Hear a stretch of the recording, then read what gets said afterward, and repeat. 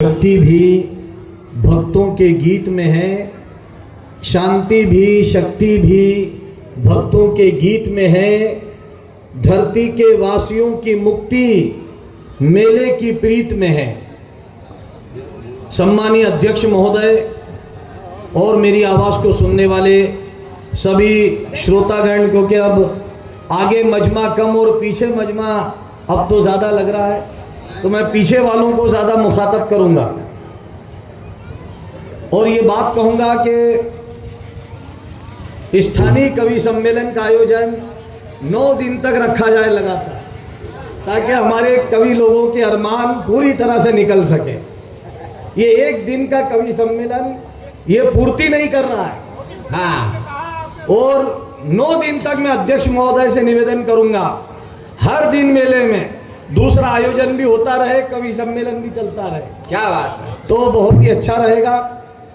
मैं हमारे इस मालवा अंचल की मिट्टी को सलाम करता हूं। क्या बात है कि जिस तरह विक्रम संवत का जो आगाज होता है उज्जैन के राजा विक्रमादित्य से होता है, और काव्य का आगाज पूरी दुनिया में अगर किसी कवि के नाम से होता है तो महाकवि कालिदास के नाम से होता है। क्या बात है, क्या बात है। मैं कालिदास को सलाम करूंगा। एक सुभाषितानी का श्लोक है जो देर से आने की वजह से कहीं भूल ना जाऊं, इसलिए मुझे पक्का याद हो गया है। और ये सुभाषितानी का शेर है, वीणा वेदम वीणा गीतान वीणा रामायणी कथाम। क्या बात, वीणा कवि कालिदासम भारतन भारतन नाही। क्या बात, यानी जिस तरह रामायण गीता और वेदों के बिना भारत की कल्पना नहीं की जा सकती, उसी तरह कालिदास के बिना भारत के महाकाव्य की कल्पना नहीं की जा सकती। तो साहित्य में और काव्य में वो मकाम है कालिदास का। और उज्जैन के बाद अगर कोई तहसील आती है तो बड़नगर की धरा आती है, जो साहित्य की उर्वरा भूमि है। क्या बात, साहित्य के लिए बड़नगर की जो जमीन है वो हमेशा समर्पित रहती है। मैंने खाचरोद में कवि सम्मेलन का आयोजन में जाना हुआ, तराना में जाना हुआ, महिदपुर में जाना हुआ, लेकिन इतना लंबा स्थानीय कवि सम्मेलन जो बड़नगर में आयोजित हो रहा है मैंने कहीं भी नहीं देखा है। क्या बात। और ये कवि लोगों की उर्वरा भूमि है कि अभी कई हमारे जो कवि अनुपस्थित हैं, मैं निवेदन करूंगा कि अगर वो भी कहीं आसपास हो तो वो भी मंच पर पधारे, क्योंकि अष्टमी खत्म होने वाली है और नवमी शुरू होने वाली है। रजा साहब, ये पहला दौर है, अभी दूसरा दौर अभी चलेगा। वो तो अच्छा रहा कि आज नवमी नहीं थी, अष्टमी थी, वरना दशमी होती तो हमारे कवि में से मुख्य अतिथि का एक को रावण बना दिया जाता मुख्य अतिथि के तौर पर। लेकिन चूंकि ये 10 दिन का त्यौहार हो गया, जैसा कि मुझे बताया कि 9 दिन का रहता है, लेकिन ये 10 दिन रिपीट हो गया।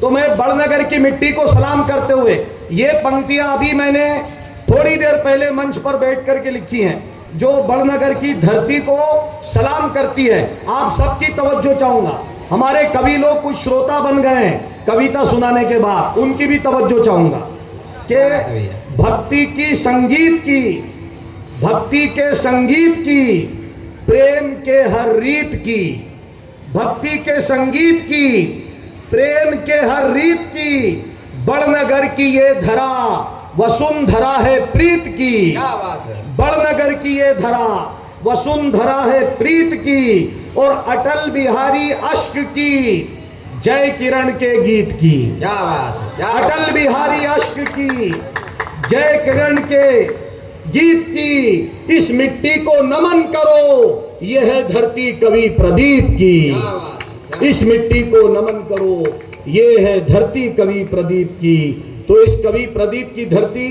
जो कि कवि प्रदीप ने जो अमर गीत लिखे हैं, ऐ मेरे वतन के लोगों जरा आंख में भर लो पानी।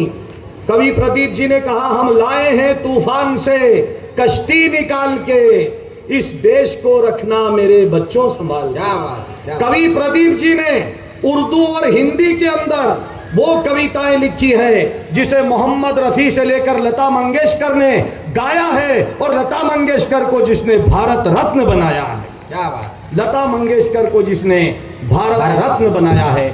ये मंच उर्दू और हिंदी का मंच है। आज भाषाओं की तकरार हो रही है, कोई उर्दू के लिए लड़ रहा है, कोई हिंदी के लिए। बड़ा अफसोस होता है कि समाचार पत्र में खबर मिलती है कि कहीं पर बड़नगर में उर्दू स्कूल स्थापित हो रहा है, उसके खिलाफ ज्ञापन दिया जा रहा है। ये उर्दू और हिंदी अलग नहीं है।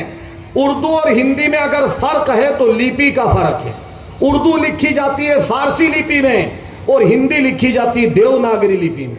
कि हिंदी और उर्दू में बस फर्क है इतना, हिंदी और उर्दू में बस फर्क है इतना। हम देखते हैं ख्वाब, वो देखते हैं सपना। हम देखते हैं ख्वाब, वो देखते हैं सपना। इसी उर्दू के गाने गाकर लता मंगेशकर जी ने भारत रत्न को पाया है। इसी उर्दू में तालीम हासिल करके भारत के पहले मुस्लिम राष्ट्रपति डॉक्टर जाकिर हुसैन ने भारत रत्न हासिल किया।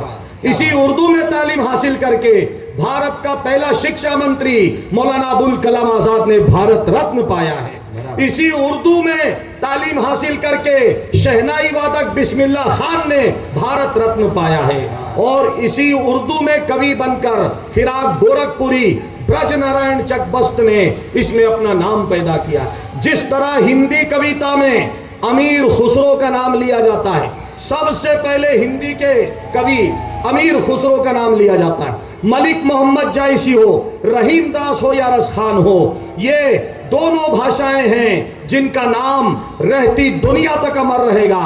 और दोनों भाषा इसी हिंदुस्तान की पैदावार है। मैं इसी भाषाओं के ऊपर 4 लाइन कह करके अपनी बात को ग्रहण करूंगा कि उर्दू ने दी नसीहत, हिंदी ने मुझको पाला।